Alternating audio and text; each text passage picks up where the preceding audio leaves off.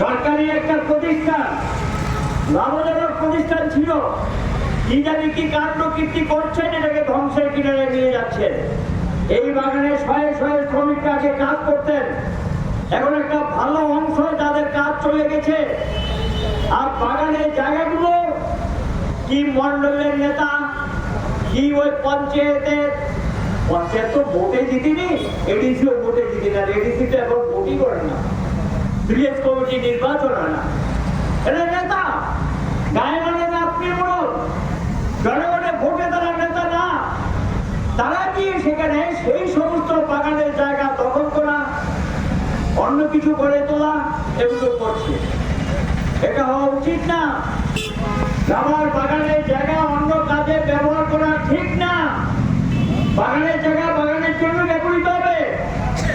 এই রাজ্যের বামফ্রন্ট সরকার উপজাতি এলাকায় উপজাতিদের আর্থিক বিকাশের জন্য একটা দুর্দান্ত পদক্ষেপ নিয়েছিলেন বামফ্রন্ট সরকার। সেটা কি? বিশাল পরিমাণ জায়গা উপজাতিদের মালিক করে দিয়েছেন, অ্যালটমেন্ট দিয়ে বন্দোবস্ত দিয়েছেন। তোমরা বাগান করো, আনারসের বাগান করতে পারো, রাবারের বাগান করতে পারো, ফলের বাগান করতে পারো, বা অন্য কোনো চাষবাস করতে পারো, কোনো আপত্তি নেই।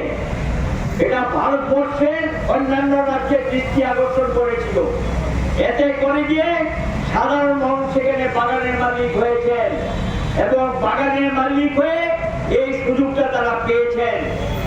আজকে সেখানে দেখা যাচ্ছে এই বাগানগুলির মধ্যে কিছু কিছু মধ্যস্বত্বভোগী হস্তক্ষেপ করছেন।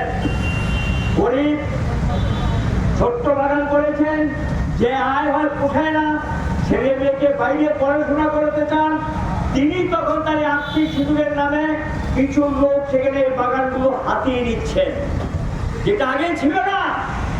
বামের আমলে একটা ছিল না। এখন দেখা যায় ছোট মালিক যারা রাবার বাগানে, এদেরকে গিয়ে লুট দেখিয়ে তাদের থেকে বাগানটা তারা নিয়ে নেওয়ার চেষ্টা করছেন।